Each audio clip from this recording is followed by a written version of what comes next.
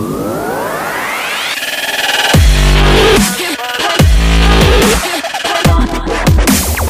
go ahead, you start off. Yes. Hello, my name is Mark Blum. I'm 22 years old, and I have been at C-Bus Lifting Co. for a year and a half now. So I initially got into powerlifting sort of haphazardly. I initially started doing P90X in my dorm room, and then I signed up for a half marathon and started running. And after the 90 days of the P90X were over, I could either repeat that or I could try to find out how to do this whole gym thing. So I decided to do that, found a strength training program that I was following, and I ended up liking that a heck of a lot more than the P90X, and definitely a lot more than the running I was doing. And so once I ran the race, I decided that I was going to stick to this strength training thing. And luckily for me, I went to Ohio State, and at the gym I normally went to was the powerlifting club. Every Sunday at noon they would practice, and eventually I went up to them and said, hey, you guys are a real big group, what are you guys doing? Are you guys a club or something?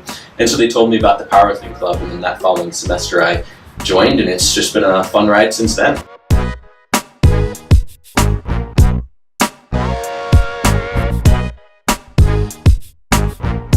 My favorite part of this whole powerlifting experience has, I guess, been twofold. I'm going to cheat and put in two answers. One, the people I've met have been fantastic. I've met some of my greatest friends right now. I plan on keeping them throughout my entire life.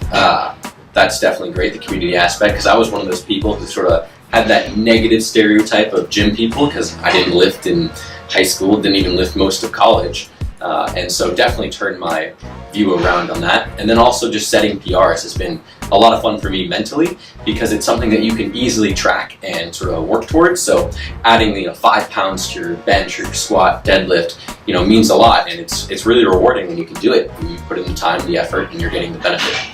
When I first started powerlifting, going to the gym, I would always see people unloading their barbells where they would take off one side of all the plates and then tilt it up, pull it out, and then put the barbell on the floor, plates away.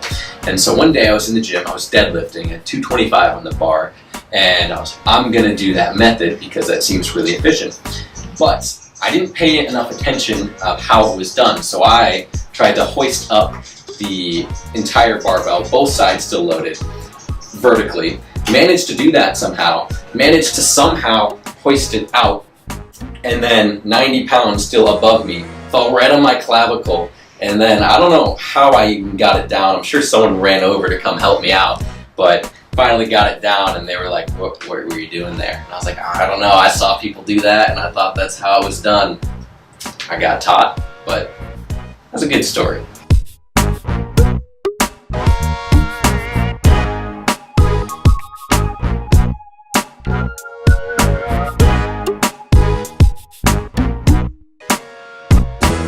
So one of the greatest parts about going to this gym is that there's a ton of different types of athletes, and CrossFitters being one of the main ones.